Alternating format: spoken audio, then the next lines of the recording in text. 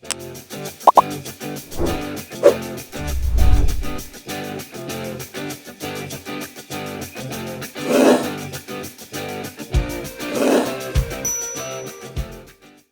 estreia do ESPROFISSA é em grande estilo, com um dos profissionais mais respeitados do país, com 3 prêmios ESSO, entre tantos outros da carreira, citando também 15 prêmios Comunique-se, tornando-o hors concours nas categorias apresentador, âncora de rádio e também como colunista de notícias.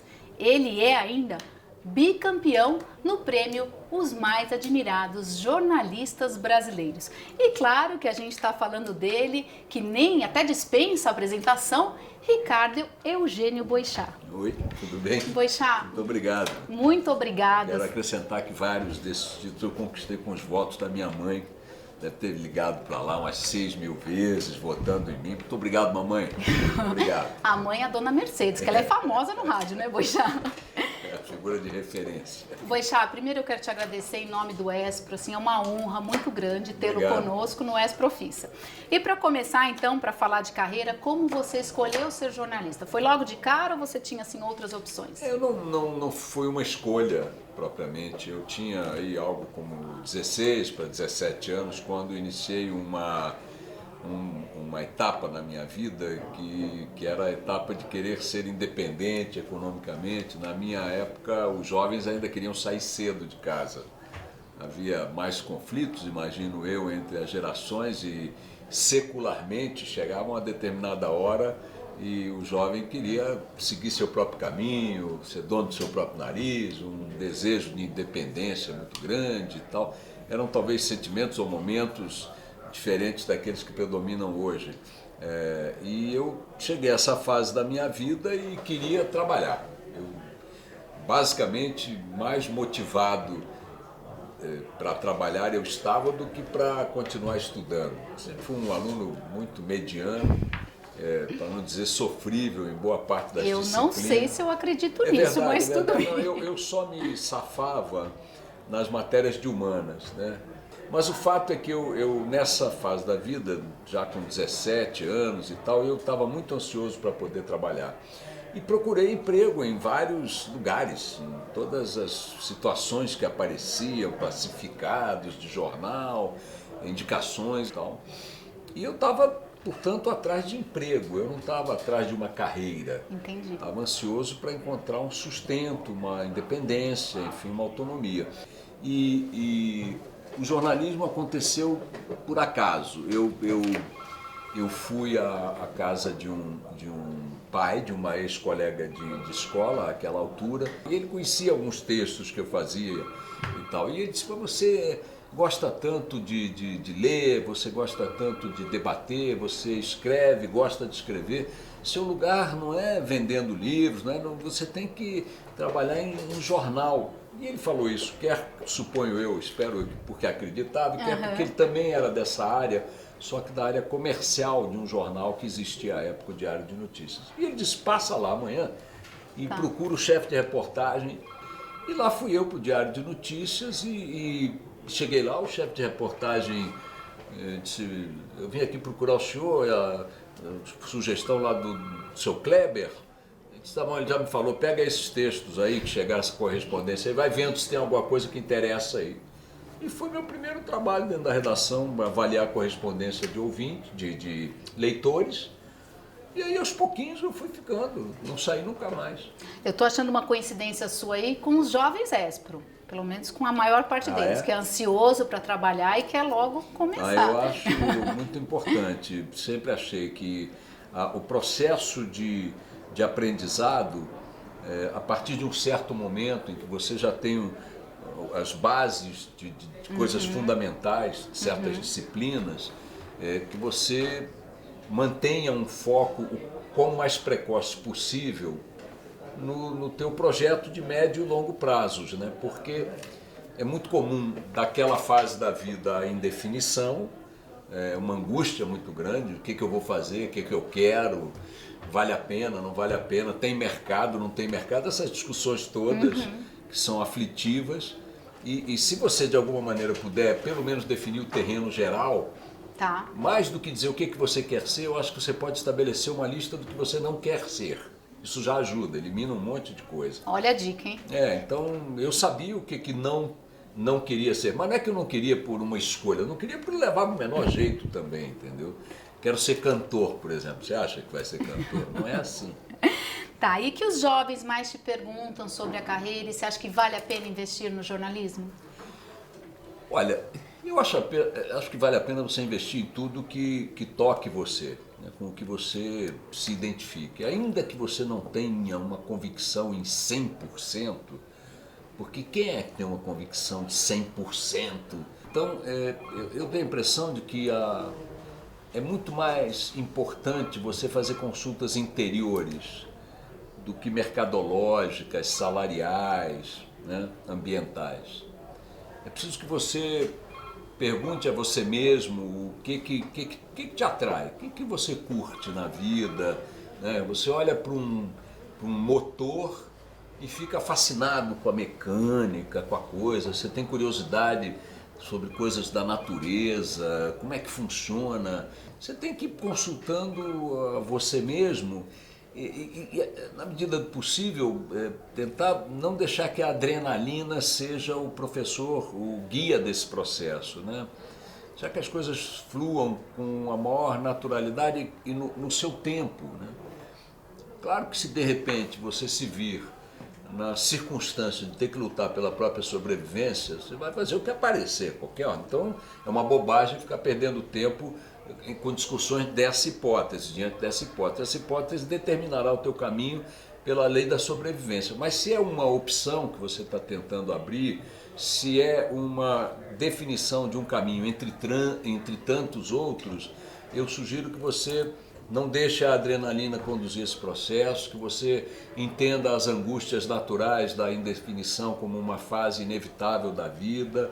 Alguns poucos escapam disso, escolhendo já precocemente o que querem e se realizam e tal, às vezes, né? Mas que você consulte seu coração muito. No caso do jornalismo, eu queria dizer para vocês o seguinte, eu repito muito para os meninos e para as meninas, essa é uma profissão em que não se prospera rapidamente. Você não vai encontrar no jornalismo mundial figuras que tenham se notabilizado com 5, 10 anos de carreira. Pode ser, pode um caso aqui, outro caso ali, e às vezes uma notoriedade efêmera. Um caso que eu gosto muito de contar é que uma jornalista inglesa, ainda jovem à época, deu o furo do início da Segunda Guerra Mundial. Você consegue imaginar a importância desse furo jornalístico?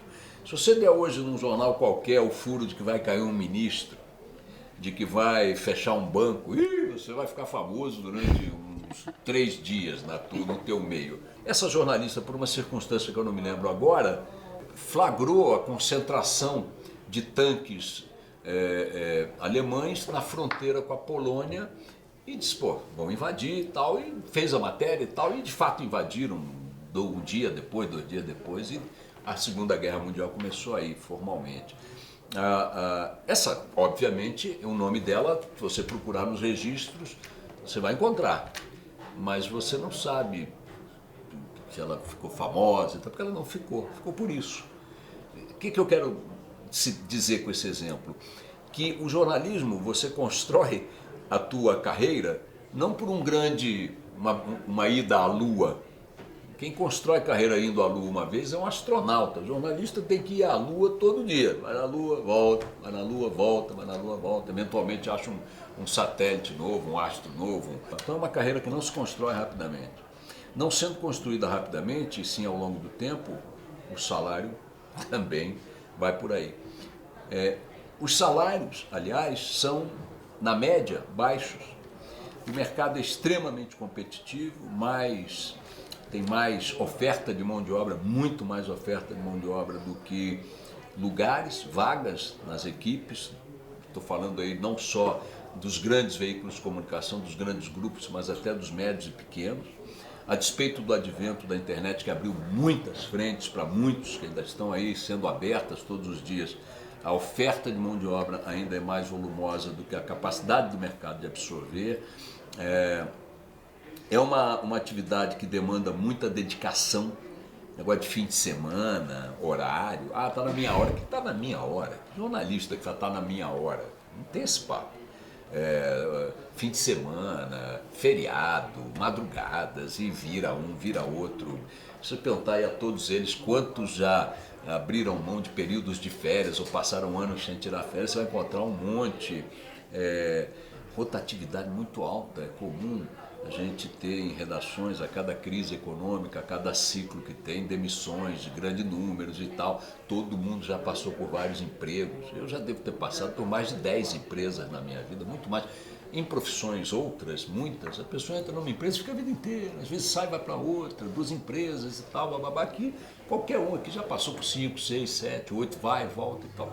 Aí você vai dizer, porra, Boechat, você está falando com jovens que podem ter a pretensão de querer ser jornalista. Só falou coisa apavorante, o salário é ruim, a rotatividade é alta, a oferta é não sei o quê, os horários não sei o quê, não tem férias, não tem folga, não tem domingo, bababi. Pô, tô com ódio dessa profissão, tá? Então por que você está... Porque também tem o seguinte, a síntese morre-se de várias coisas no jornalismo, menos de tédio.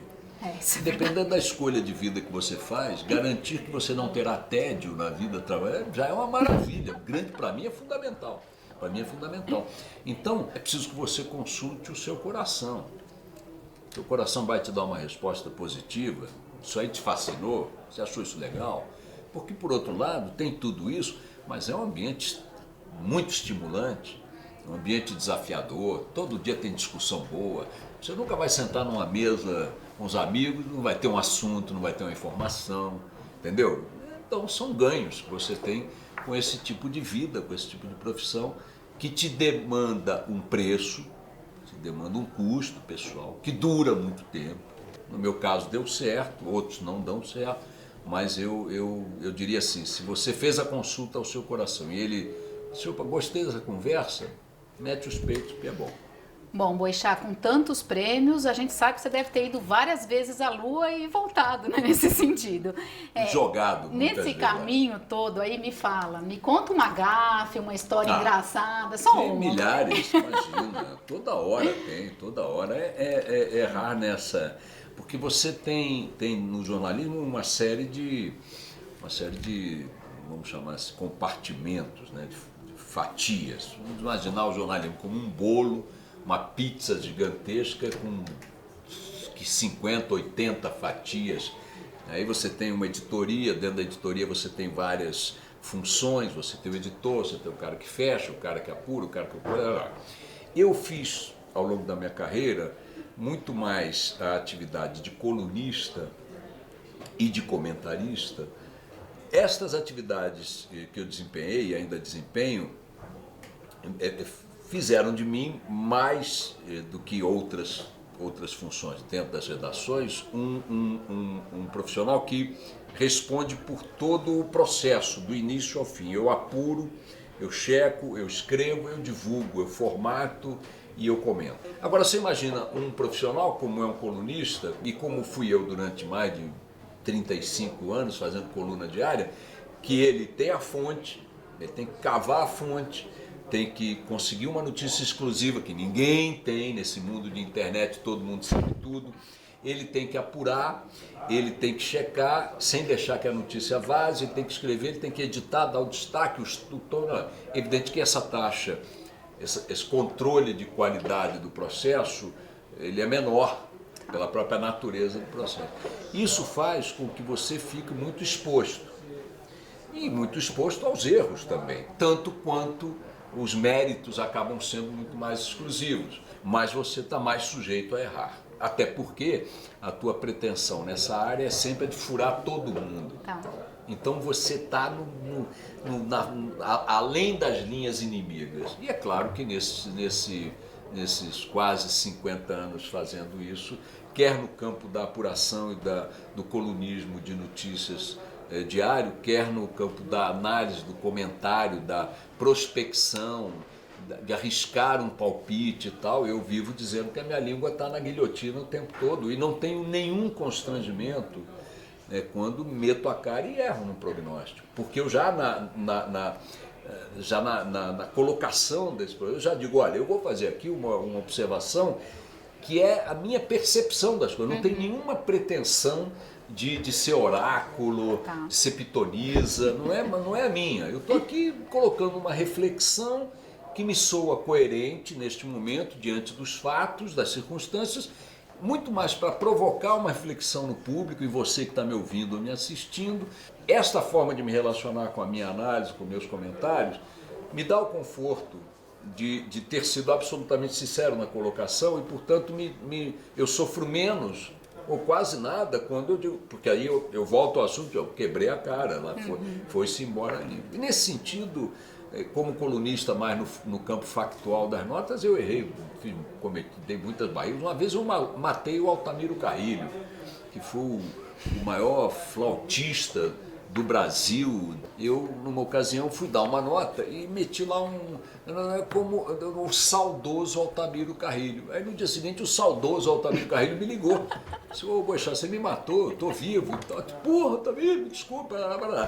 E aí eu no dia seguinte me retratei, claro, pô, que absurdo, a coluna. Passaram-se 12 anos, sei lá, 15 anos, e o Altamiro morreu. Dessa vez de fato. E aí o editor-chefe do Globo, à época, Luiz Erlanger, me ligou. Eu já estava trabalhando na Band, ele continuava na Globo, disse, Boechat, estou te ligando para parabenizar por seu furo com 12 anos de antecedência. Então, erros como esse, talvez não tão constrangedores, mas foram vários. Mas, Boechat, essa questão não de erros, mas talvez de realmente questionar, você é questionador, fala, e nesse sentido mais de poder estar colocando, né, você fazer todo esse papel do jornalismo, acabo que te geraram muitos processos. Isso é natural da profissão? Isso é porque, de fato, você fala com o peito aberto? O que você atribui isso? Olha, o Boris Casoy, que é um grande jornalista, meu querido amigo, uma vez falou para mim que se orgulhava de nunca ter sido processado. Sem dúvida, vejo nisso um mérito também. Eu estou no outro extremo da situação jurídica. Eu talvez seja, da minha geração, o jornalista que mais vezes foi processado. Não vejo isso como um mérito, mas não também como um demérito. Dependendo do que foram os processos, dependendo de quem foram os autores, a cada processo eu fico mais orgulhoso. Então, eu me deixo arrebatar muito pelas coisas, talvez de forma até um pouco exagerada. No caso das notas da coluna, que me renderam processos, que eram? Denúncias de corrupção, de fraude, coisas e tal, que incomodavam grupos ou pessoas que estavam envolvidas, ou então críticas a determinados comportamentos de servidores públicos ou de sindicatos ou coisas, e o cara ia lá e processava, achando que eu tinha ofendido, que não sei o quê, papapá. No campo agora, como comentarista, como, sei lá, analista, como queiram chamar, é pelo tom da crítica.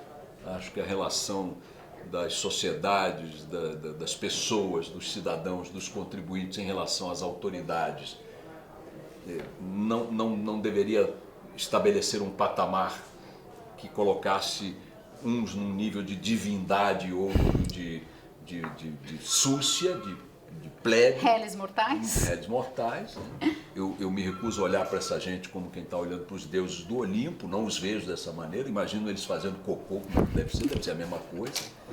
Quando eu me coloco diante da realidade brasileira, então esse sentimento que já aplica-se ao contexto global, exacerba-se, porque, só falta agora que eu me veja, eu me coloque reverencialmente diante dessa lixarada que costuma predominar nas corporações do Estado e dentro da política. Então aí o tom fica um tom que é agressivo, eu reconheço, mas que eles se sintam incomodados mesmo. E também não me importa no sentido de me ofende, ou me fere, ou me ameaça que me processem. Acho que é do jogo. Acho que qualquer um tem o direito de processar outro. Eu cumpro o papel que eu acho que eu tenho que cumprir, da forma que eu acho que eu tenho que cumprir, e as consequências têm que acontecer. Né? E com certeza é por isso que você é tão respeitado e admirado, mas... Xingado também. Também, mas está mais no admirado e tem de respeitado. Com certeza. Você acha que hoje mudou um pouco esse papel do jornalista ou não? Realmente existe ainda esse perfil que você descreveu pra gente? Porque o jornalismo também, ele é um núcleo, ele é talvez que seria uma profissão, uma ciência, uma função, mas ele tem o tamanho de um planeta. Na verdade, o jornalismo é uma das fatias, tá bom? Em que se divide o mundo da comunicação. O mundo da comunicação vai desde o tambor do índio, sinal de fumaça, o telégrafo de antigamente, o pombo-correio, a fala direta, até todas essas parafernálias tecnológicas que a geração de vocês manipula com tanta maestria. Então, digamos que dentro deste enorme universo da comunicação humana, da transferência de informações através da comunicação, você tem os jornalistas que cumprem uma função bastante definida nesse contexto. Também podem estar no campo da comunicação, como os pombos, né? Os pombos-correios, mas que não são jornalistas. Quanto à ideia do jornalista em si, eu acho que nós continuamos onde sempre estivemos. Os fundamentos dessa história aqui não mudaram. Os compromissos centrais são os mesmos desde o advento da profissão. As pessoas confundem aquilo que a tecnologia e o passar do tempo agrega a uma determinada área de atividade humana com a natureza, com o compromisso, com a ética, no sentido da ética de cada um de nós, que aquilo que você abraçou impõe. Né? O que mudou na medicina? Bom, na medicina mudou a tecnologia, mudou a ciência, mudou a pesquisa, mudou. E no médico, o que mudou? No meu entendimento, nada. O que mudou no militar? Agora ele aperta um botão, mata 50 milhões de pessoas, nem vê. E a essência dele? O que é a essência? É o que sempre foi. Mudou a dinâmica da coisa. Mudou a rapidez, mudou a tecnologia, mudou a propagação, mudou a velocidade, mas a figura humana que lida com isso, para levar ou atribuir-se o nome de jornalista, é o mesmo que sempre foi. Boixá, você que veio dessa época de procurar nos arquivos dos jornais, como você se adaptou às novas tecnologias, redes sociais? Na rádio tudo é muito dinâmico, vocês estão ali com redes sociais, WhatsApp e tudo mais. E como foi para você essa mudança de chave, essa adaptação? Primeiro que ela não é repentina, né? Esse processo foi vindo, né? Eu ficava com muita raiva a cada etapa desse processo de avanço, de incorporação da tecnologia ao meu meio, porque a cada vez que isso acontecia eu tinha que ser treinado para outro manuseio, outra relação com a coisa que estava diante de mim. Entre a máquina de escrever, da qual eu tenho enorme saudade, ela foi substituída pela máquina eletrônica. Já não era mais a mecânica, que já tinha uma tomada, e você encostava no teclado e era uma esfera com todas as letras e caracteres, e essa esfera era que batia na folha, e aquilo era mais automático. Esse, na hora, em vez de puxar a orelha aqui para mudar de linha e voltar o carro, era a esfera que vinha e ficava nesse momento. A folha ia subindo lá. Depois que eu já estava acostumadíssimo com a máquina eletrônica, ela foi mudando de versão algumas vezes. Cada vez que mudava eu ficava muito puto, porque eu tinha que me adaptar. Eu sempre detestei mudar, eu sou muito preguiçoso nessa coisa de se adapte a uma nova, sei lá, alguém não quer adaptar a nova nada. E quando veio o computador, então foi um desespero. Eu me lembro que foram meses na redação como um todo, com os instrutores da área de TI, mostrando o que era esse monstro que tinha chegado, que não tinha esses recursos que tem hoje, nem de memória, nem de interconexão. Eu não acho nem que precise se dizer que há uma adaptação, como se de repente fôssemos aborígenes, né, que nos deparássemos com a chegada da luz elétrica, ou de um rádio, ou de uma televisão. não teve um choque no sentido, teve um chatice de ter que mudar o meu hábito, uma coisa meio romântica e tal. Nas redes sociais também, foi tudo um processo. Eu não tenho muita interação, porque deliberadamente não. Então, por exemplo, eu não tenho WhatsApp, eu não tenho blog, eu não tenho não sei o que e tal. Eu manuseio 3 coisas desse mundo tecnológico. O computador com e-mail, tá? Eu uso muito e-mail, recebo e mando. Eu tenho o SMS no meu celular e só. Eu não tenho as outras coisas. O Facebook, eu tenho um Facebook, mas eu raramente mexo com ele. E vou te dizer, não é que eu tenha nenhuma resistência a isso e não acho fascinante, acho bacana e estimulo a todos que queiram navegar por aí, que naveguem, mas é porque, como eu divulgo o meu telefone no ar, o número do meu telefone no ar, e é esse telefone que eu carrego, é o mesmo pelo qual minha mãe fala comigo, minhas filhas, minha mulher, os ouvintes também, a minha porta de entrada do público é enorme. Então, eu me abro para o público. Então, se eu me abrir para o público em 10 mídias diferentes, é evidente que eu vou estar enganando. Porque se eu tivesse o WhatsApp, se eu tiver não sei o quê, eu não sei como é que chamam os outros, Twitter, né, Twitter, o YouTube, se eu tivesse essas Instagram, coisas, tem um monte. aí eu ia produzir gerar uma demanda que eu não poderia absorver. Seria bobagem, seria enganar o instinto público.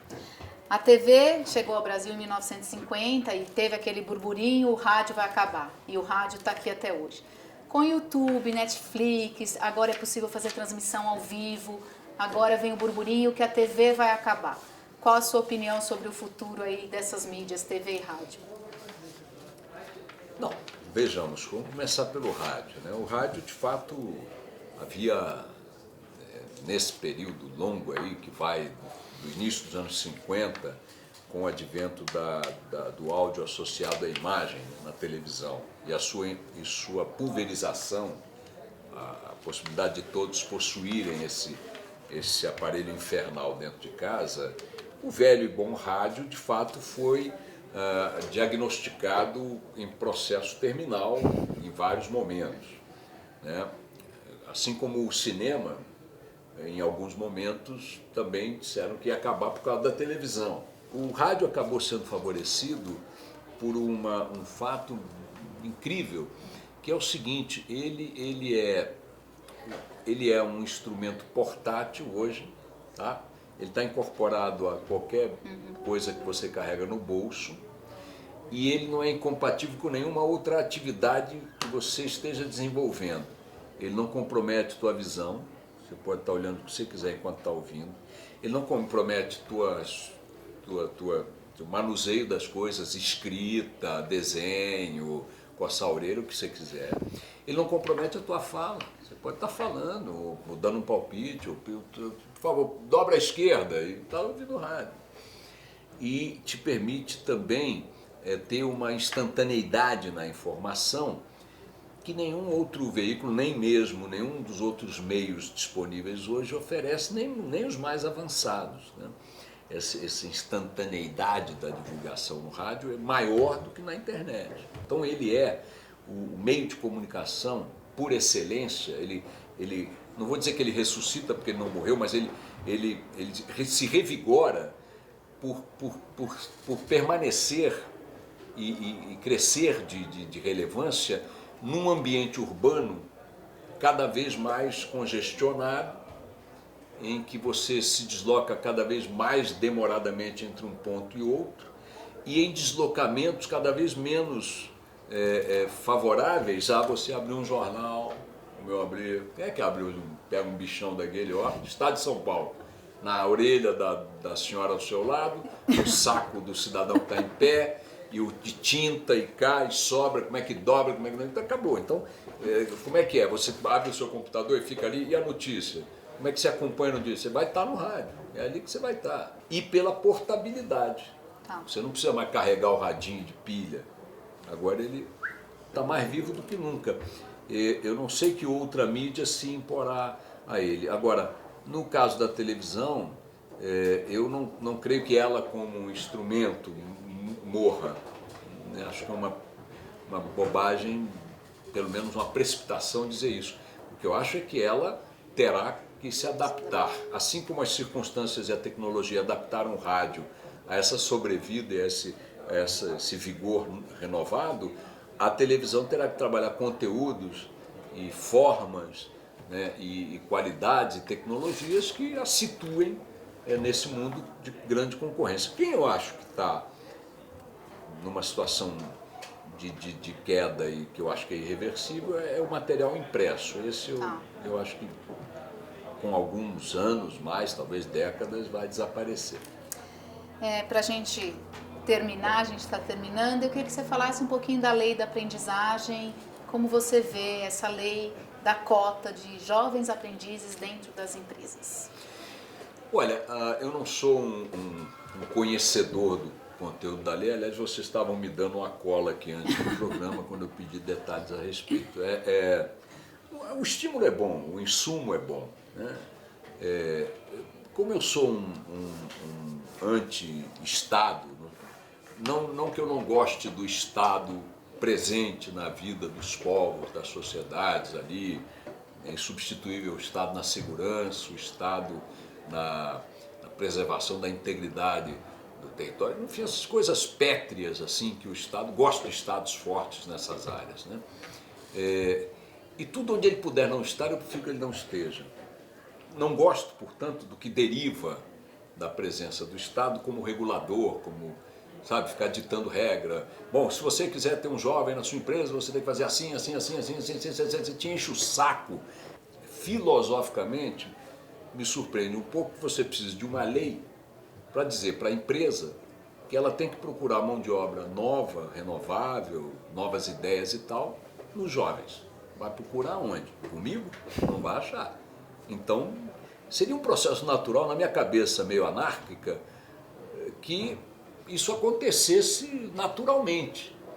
As empresas tivessem portas abertas dentro de suas áreas de interesse para os alunos que se destacassem aqui e ali, para os jovens que estivessem na fase de formação final e tal, bababi, bababá. Havendo uma lei também não há que jogar pedra nisso, até porque, realisticamente, pelo que me explicaram aqui, ela mexe definindo algumas garantias, alguns limites. Você não pode pegar o aprendiz para substituir mão de obra profissional por um menor preço. Você não pode perenizar o aprendiz. Você contrata o cara como aprendiz, ele é aprendiz por 30 anos, sacanagem. Você não pode submeter o aprendiz, que é um jovem, que precisa estudar, a uma rotina, uma carga horária que o impeça de fazer o que ele tem que fazer, que é estudar, se aprimorar. Você não pode colocá-lo em atividades de risco, em determinadas atividades insalubres e tal. Então, esse regramento eu entendo, sabe, o balizamento. Além disso, eu preferiria que acontecesse naturalmente. Agora, quer por uma forma, uma lei mais engessante, quer por outra, deixando que os atores da sociedade, enfim, se movam no sentido de encontrar seus melhores caminhos, olho com muito entusiasmo, com muita simpatia e de uma forma um pouco fatalista, porque, como eu disse, você tem que abrir caminhos para os jovens acessarem o mercado, porque se eles não o fizerem, o mercado vai acabar. Prometo que é a minha última pergunta. Ao longo da entrevista, você deu muitas dicas de vida, de jornalismo, de carreira para os jovens. Tem um conselho específico que você queira deixar para a pessoa que está começando lá no primeiro emprego? Olha, cada situação é uma situação, cada um de nós é um ser, nós temos tantas diferenças e tal, que eu sempre tenho muito receio assim de dar a ideia, eu tento passar a ideia de que há uma regra. Não há regra, então se não for assim, está roubado. Não, se não for assim, você vai se dar bem por não ter sido assim, né? Eu, quando percebi que tive uma oportunidade que de alguma forma me indicava que era por ali que eu poderia caminhar por mais tempo, que não era uma coisa quebra-galho, de vendedor, Minha gente, até me inscrever em equipe de venda de sepulturas em cemitério, eu me inscrevi. com 17 anos, era Cemitério Parque Jardim da Saudade, um descanso eterno cercado de flores. Não me botaram na porra da equipe porque eu era menor de idade. Eu me lembro de uma coisa muito engraçada, tinha um sino dentro do salão de vendedores. Quando um vendia uma sepultura, ele ainda tocava o sino para comemorar. E aí o que me chamou muita atenção. Uma vez eu fui no edifício Avenida Central, no Rio de Janeiro, na Avenida Rio Branco, tinha lá um anúncio, estamos formando equipes, pessoas jovens e tal, bababá. Fui lá. E era uma picaretagem, o cara disse que estava formando equipes para trabalhar em filmes. Eu digo, mas como é que funciona aqui? Você está montando um elenco? Na verdade, um elenco reserva. E a inscrição seria hoje assim, R$ 150. Eu digo, meu irmão, eu não tenho grana para voltar para Niterói, minha carreira de ator acaba aqui. Estou dizendo isso para contar o seguinte, que eu fui procurar tudo. E quando essa oportunidade surgiu num campo em que eu me vi mais inserido pela consulta ao coração, eu me agarrei, olha, com unhas e dentes. Era para ficar... Eu era um jovem aprendiz, poderia se dizer, com 17 anos. Era para ficar 6 horas na redação, eu ficava 16. Era para não aparecer no sábado, eu aparecia. Eu chegava lá de manhã, como eu chegava muito cedo, e não é que eu chegava com o sentido do sacrifício, eu estava excitado, eu estava entusiasmadíssimo com a possibilidade. Eu me lembro a primeira vez que alguém falou, o que você faz? Eu disse, eu sou jornalista. Eu era um bosta, não tinha escrito nada até então, mas aquilo foi um salário de um ano para mim, poder dar aquela resposta. Então, para ter esse ganho, eu confesso a vocês que eu limpava as mesas, chegava para coisa úmida no banheiro, e ficava limpando as mesas, e todo mundo tirava poeira, porque era o que eu tinha para fazer, não tinha mais o que fazer ali. 8h30 da manhã na redação do Diário de Notícias do Rio de Janeiro, quem chegava 8h30 eu chegava. E eu saía quando a oficina começava a expelir os primeiros exemplares já para mandar para as bancas. Eu ficava lá o dia inteiro, me agarrava, qualquer coisa eu topava, não tinha tempo ruim para mim, não tinha nada. Então eu diria o seguinte, quer dar uma dica, olha, tem tantas que eu não experimentei, não saberia dar, certamente muitas dicas bem mais valiosas do que essa. Mas a que eu aprendi é que se você quer alguma coisa, você tem que lutar por ela, mas lutar muito mesmo, meter os peitos, porque tem 1000 caras, 1000 meninas, 1000 rapazes, muitos melhores do que nós, do que você, querendo a mesma coisa. Então é preciso que você faça por merecer. É isso. Bom, a Nana já veio aqui avisar a gente que você está no seu horário, o Boixá vai entrar ao vivo aqui daqui a pouquinho. Eu quero te agradecer assim, imensamente, é uma honra para a gente ter você aqui. Bom. E avisar para o nosso público para acompanhar as nossas redes sociais, se inscrever no nosso canal do YouTube, que vai ter muito mais por aí. Obrigada, Boixá. Obrigado, um beijo para todos, sucesso, tchau.